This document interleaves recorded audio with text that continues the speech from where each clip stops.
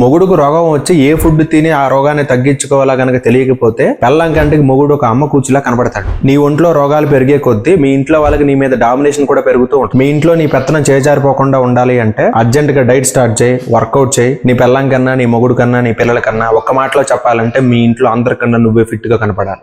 ఇంకా మీ ఇంట్లో మారే ఈక్వేషన్స్ అన్ని కూడా నీ ఫిట్నెస్ చూసేసుకుంటారు.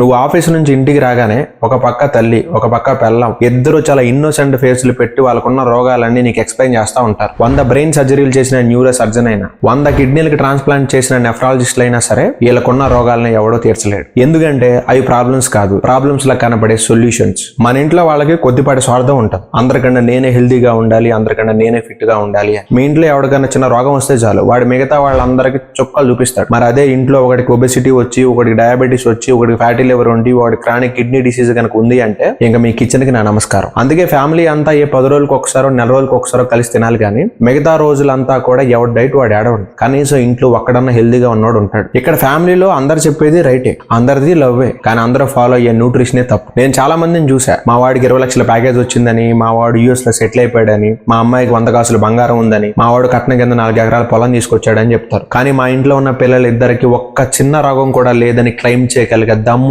పేరెంట్స్ నాకు ఇప్పటిదాకా కనపడలేదు. Shame on you guys.